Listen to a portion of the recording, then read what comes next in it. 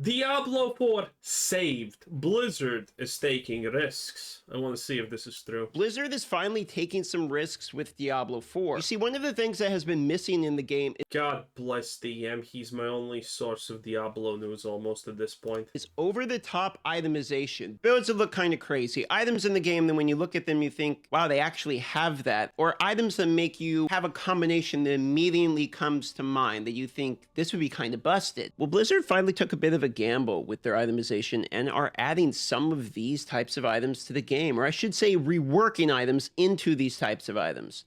Okay. Showed some visual examples of this, and here's one such example. On the left is the old, on the right's the new. So what's happening? Well, these gloves I actually could not tell, to be completely honest. allow the fireballs to bounce, and as they bounce, they explode, sort of like rolling magma if you're familiar with PoE. But now you compare it with the new version of the unique staff that makes it where it has up to a 75% chance of just casting twice as many projectiles, and every third cast it launches 2 additional projectiles. They're also just Okay, I kind of understand where they're going with this, which is kind of nice, because this is the only cool thing that they can do with itemization that's left. Because everything else is kind of gone. Again, since they reworked the itemization system to be friendly to individuals with 0 brain cells, this is the only thing that they can do that's left. And obviously, needless to say, I think that's stupid. But the fact that they are this dumb, by the way, the fact that Blizzard is still this absolutely ludicrously inept is beyond wild, okay? You have this concept that makes sense, and you're making, here's a 75% maximum chance that it's going to do the cool thing that it's the only reason you want this item for. That is so autistic. Crazy. Absolutely crazy. it launches 2 additional projectiles. They're also just massively buffing the stats across the board on uniques. This is just one such example, but there is a ton of examples of what I guess this is cool, but I don't like that Blizzard is trying to treat me as an individual who can't tie his own shoelaces and needs to use the, you know, carpet shit or whatever it's called. Lacro? Don't know. In any case, I don't like that. I want me to actually find items and find combinations that work and do stuff, instead of Blizzard putting a whole goddamn fucking build on a single item, and then I get to drool and say, I'm special, I made this build! Oh, I don't like that. How about you actually give me something to find, choices to make, not put a whole damn build on a single item. they're doing to uniques here. Another example for the sorceress is now ice spikes have a chance to just explode twice. Druids can guarantee stealth with themselves to give themselves 100% crit with the new axe. And my personal favorite, the new pants give up to an 85% chance of lucky hit in order to reset your skill cooldowns for companions. That basically means that the druid is straight up just not going to have any cooldowns, that you can just infinitely spam your companion abilities. And with the new buffs to companions, wolves were already kind of good in the PTR for Season 5. We were killing Lilith with them, no problem. So this is going to actually be pretty nuts. They're also reworking the new mythic uniques, or what used to be called uber uniques. So we're going from some items. Hey, I told you, it's not Uber Uniques when everyone gets a free one. Were confirmed like basically useless. For instance, this is the old version of the spear. But again, this is the problem that I'm constantly talking about Blizzard and their decision making. Oh, something actually requires more effort than 5 minutes to get in the game. Well, make it more, 572 wives, 13 stepchildren, and 7 dying grandmas. Dad's life easier by making everything instantaneously accessible to everyone. I don't like that. For the mage that just was straight up not good, but now gives 159% critical, vulnerable, and overpowered damage, 18% to all stats, 33% movement, 66% resistance to all elements. That's crazy. The grandfather now straight up gives 150% damage on the implicit and 300% on the explicit before we even talk about the 150. That is absolutely, by the way, insane. So only these items now matter again. Wow, that's crazy. By the way, again, this is one of the things I have predicted. So far, So far, the only thing that currently has not been done that I said it's gonna be done is, well, infinity progression is on its way because of the level rework and Paragon rework that's most likely happening that we know from Riker.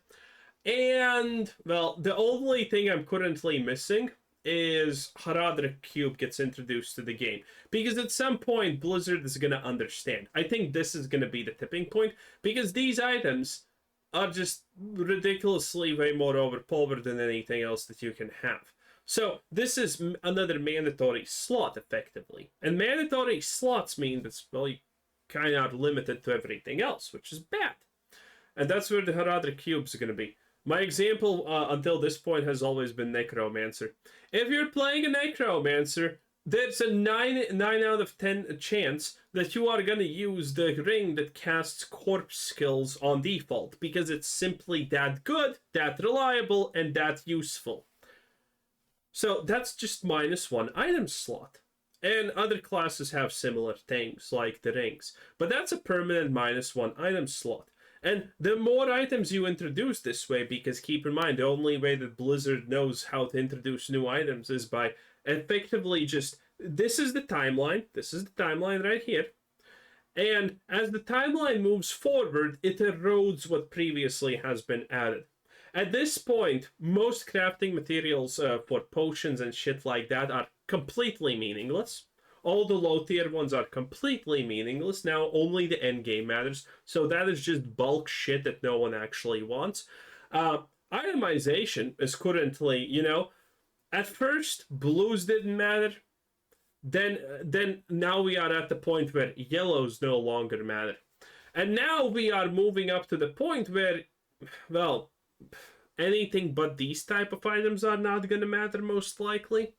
And again, the moment Blizzard takes a step forward, they're not moving necessarily backwards, but they are eroding something that has been before. And this is constantly happening. The all stats. Tyrio's Might here. Tyrio's Might, 60% resistant to all elements, 7.5% to maximum, 20% damage reduction. They're straight up doubling the damage reduction. And this is before greater affixes are added onto these items, which give a 1.5 modifier. So the Shaco base item now has a 20% cooldown reduction on it. Holy. Again, mandatory item. 20% damage reduction was insane. 4 to all skills was already insane. And, well, now it's even better, okay? 20%, a mandatory item. There is no other item than Shaco that you want to use for any class. Literally, nothing else is going to outvalue this. I'm honestly surprised that all of these unique changes weren't really advertised more as a key feature of Season 5. Part of me wonders if they really are just going to take a risk with this and say, Oh, by the way, considering there's now a unique for absolutely every class, every weapon slot, that means that non-uber unique weapons are going to be completely worthless. Probably for a lot of classes. For a lot of classes now, the weapon slot is just okay. Either I have the Uber, whatever it's called, or I don't have anything there at all because nothing else can even match it. It's gonna be simple. What? People might be absolutely overpowered this season, so we're not going to make it like the major forefront point of Season 5. We're going to make it the roguelite, the Infernal Hordes, where y'all get in. By the way, is this Season 4 or Season 5? I can't even remember. I'm literally not even thinking about Diablo at all at this point. The room and you kill a bunch of shit together. But we're going to pseudo-test making stuff absolutely juice this season. Now, one reason this could be happening now is there's been some speculation lately that looks fairly accurate that with the expansion on October 8th, there's going to be coming a lower level cap of level 60, as well as some incoming number squish. Wowhead here, and I'll put the link down below in case you want to read the whole thing, but they show an actual image where Blizzard basically leaked or had this inside of a video that level 60 with 1 as a Paragon level. And again, I predicted this. Infinity Paragon progression is happening. I predicted this since Season 1 that they're going to do it as time progresses. There is no way they avoid this. Infinity Pit, aka Infinity Greater Rift, Infinity Paragon system, it's all happening. Now, to be fair, I actually kind of like that because I was not exactly opposed to an Infinity leveling system in Diablo 3. Now, don't get me wrong, I didn't like actually the concept of Paragon levels and whatnot. But, well, at the end, considering everything that was ruined in Diablo 3, hey, Infinity leveling system wasn't the worst part in the world, in my opinion, considering everything that happened. So I'm not surprised that this is gonna happen. And again, I called this.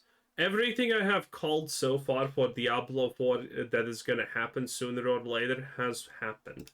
Potentially showing maybe an endless leveling Paragon system like we had with D3. There's other context clues for this showing like maximum armor required for maximum reduction to level 60 as opposed to where it says level 100 in the game currently, as well as the potions that we saw from the playtest that we did in LA shows these level requirements all the way up to 40, 50, and then goes 52, 56, which is much lower levels than what we have currently in the game. All of this sort of leading up to the potential of having a number squish coming to the game. It looks like armor's being squished, levels being squished. And by the way, the prediction with the number squish is obviously that we're going to be back to billions of damage in no time.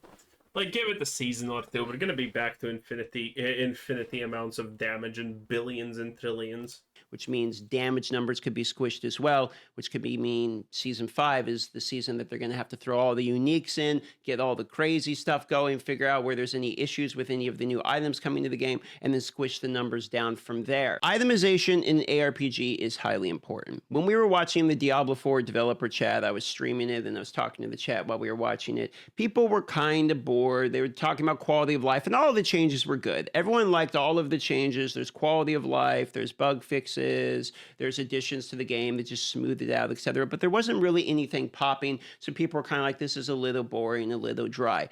But then when the itemization came out of nowhere, everyone in the chat was like, wow, that's like surprisingly good. And it was interesting to see the energy that came out of the chat the moment they started showcasing some things. And you could see people start being like, oh, well, this will work good with this build. This build's going to be insane. When you start talking about items... Oh, wait, he's talking about this itemization. I thought he was talking about the pre-item rework itemization. Okay.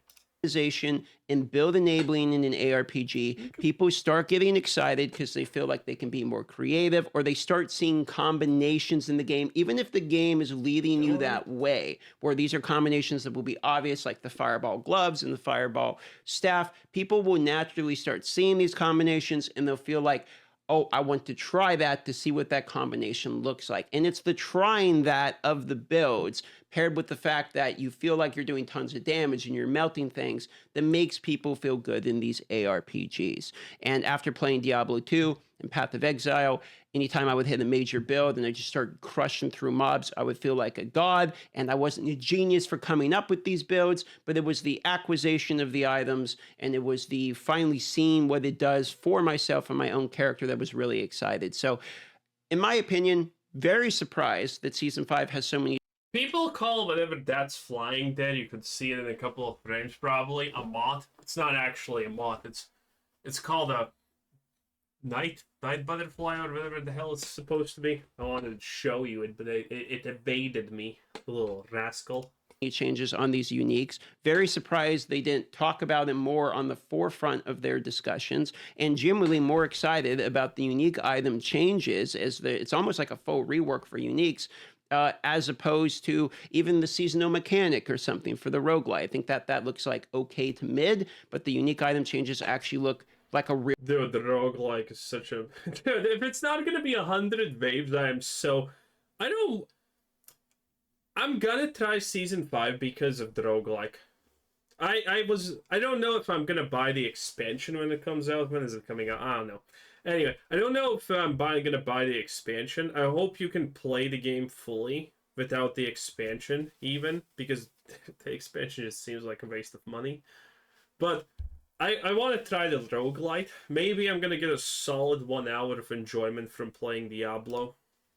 Real reason to log in and try it. So before Was thinking season 5 would be like a day or two for me. If the unique items are pretty good, I'll probably try multiple classes at this point. And then I am very interested to see how this transitions going into season 6 and the expansion, paired with the fact that it looks like we're having a new level cap of level 60, so it's a level drop and a new potentially infinite paragon system, or maybe a cap paragon system or something like that. Yeah, well, anyway, that was DM Dark Microtransactions, the Skittleizer. Anyway, this was Cruiser Citizen. Bye!